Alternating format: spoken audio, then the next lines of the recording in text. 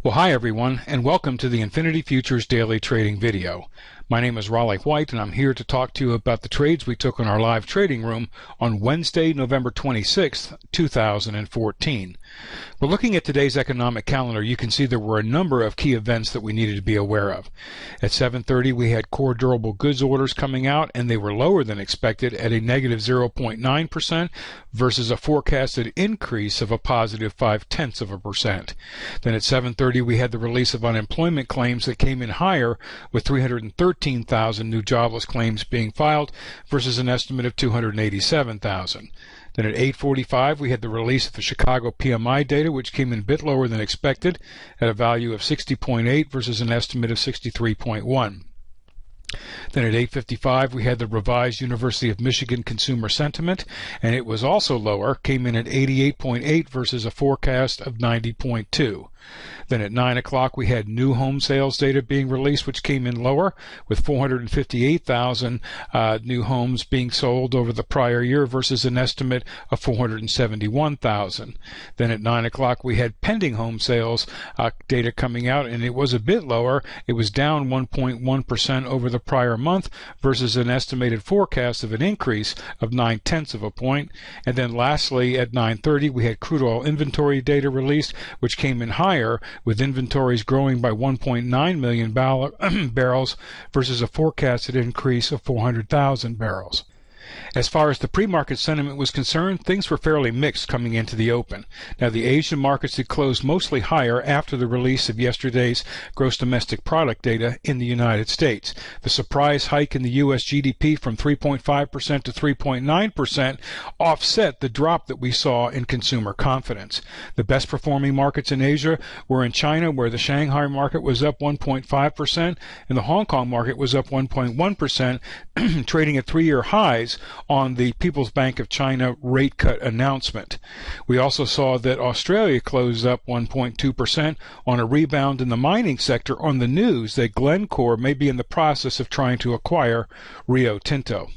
As far as the European markets are concerned, they were open but trading mixed as energy shares were weighing on the markets. Optimism over the U.S. gross domestic product data was offset by pressure on the energy sector as oil prices continue to fall. Expectations remain high that the European Central Bank will announce a new stimulus plan next week during the ECB meetings, which are scheduled, and focus for many European investors would be on Thursday's OPEC meetings and speculation as to whether or not there will in fact be some kind of production cutback in order to stabilize and increase oil prices. As far as the United States is concerned, Wall Street figured to open up mixed after the release of some key economic reports. Now, the futures were flat coming into the open after the disappointing core durable goods orders and the higher than expected jobless claims data. Speculators are also waiting to see what OPEC is going to do tomorrow and how they're going to react in the face of the lower oil prices, which are plaguing energy shares across the world. Focus for many U.S. investors today will be on the Chicago PMI data, which is scheduled to come out at 8:45, existing and pending home sales coming out at 9 o'clock, and the release of the crude oil inventory data, which is scheduled for 9:30. As far as my trading activities are concerned, folks, I had no entry attempts and no fills in any of our markets. I was frankly quite surprised to see during the trading session how relatively lackluster the markets were, and I just didn't see any opportunities to place any trades. But I did see a couple of things that I liked after lunch, and I like to share those with you. But before I do, I need to share with you this following important disclaimer, and that is that trading futures involves substantial risk of loss and is not suitable for all investors. You should carefully consider whether trading is suitable for you in light of your circumstances, knowledge, and financial resources, as you may lose all or more of your initial investment. And always remember that past performance is not necessarily indicative of future results. Well, turning to the charts, we're looking here at the point and figure chart for the crude oil market. And we can see that after the lunch period, the market was moving sideways. And you can see we had a column of O's here moving lower and X's retracing. And this established for me right here a minor area of support, so that when prices came down into this area and tested this level, I was sitting here with a long order looking to go to just pick up a 5-tick quick little scalp in crude oil. I was risking 10 10 ticks to make 5 ticks.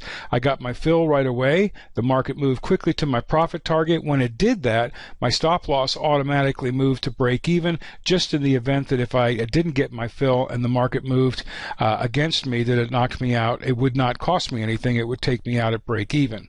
So staying with crude oil, we can see we had a column of X's moving higher, prices moving higher, a retracement here to this level at 73.78.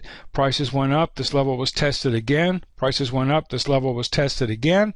And then this time, as it came back down, I was sitting here with a long entry at 73.78, looking to pick up 5 ticks and risking 10 ticks on this trade. Well, in this case, the market came down and it filled me, but then moved very sharply against me. As a matter of fact, it moved 9 ticks. It came within 1 tick of knocking me out. When it did that, I moved my profit target to break even and felt that if the market was going to come back and take me out for a scratch trade, I would be happy with that. And sure enough, you can see the market turned around, knocked me out at break even for a scratch trade before coming back against me one more time. So I had, at this point in time, I had 2 fills. I picked up $50 on this trade. I had a scratch trade here, and I was continuing to watch the markets. And we can see here that we had established that there was an area of minor resistance at 73.92. Well, you can see this column of prices going higher, and I was sitting here with a short entry at 73.92, risking 10 ticks to make 5 ticks. The market turned right, filled me, turned right around, moved to my profit target. When it did that, my stop loss moved to break even. In the event that if I wasn't filled here and the market moved against me, I would be knocked out for a scratch trade at worst, and that's what happened here. I picked up 5 ticks.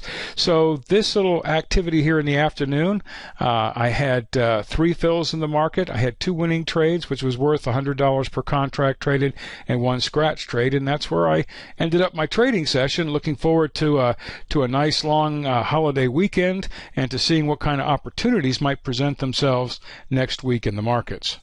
Well, looking at next week's economic calendar, you can see we have a very busy week. Things get kicked off on Monday with the final manufacturing PMI and the ISM manufacturing PMI data coming out. Then on Tuesday, we have FOMC member Fisher speaking. We have construction spending data coming out. And throughout the day, we'll have the release of total vehicle sales from the various automotive companies. Then on Wednesday, we see things really pick up. And since it's the first week of the month, we start to see the official employment data coming out, and that begins with the ADP non-farm employment change, which is essentially the private sector job report. Then we have revised non-farm productivity, final services PMI, ISM non-manufacturing PMI, crude oil inventories, FOMC members Plosser and Brainerd speaking, and we have the publication of the FOMC Beige Book. Then on Thursday, we have the European Central Bank press conference, unemployment claims, FOMC member Mester speaking, and the release of natural gas storage. We conclude the week on Friday. It's the first Friday of the month, so we'll see the Bureau of Labor and Statistics employment data, and that begins here with the non-farm employment change, trade balance data, the unemployment rate, average hourly earnings, FOMC member Mester speaking, factory orders, FOMC member Fisher speaking, and consumer credit data is going to be released. So next week, once again, very busy week. Each day there are key reports that have the potential to move the markets, so hopefully that's going to give us some nice trading opportunities. And with that, I'd like to thank you all for watching today's daily video. I wish you a wonderful Thanksgiving Day holiday, and I look forward to speaking to you next Monday. Take care, and good night.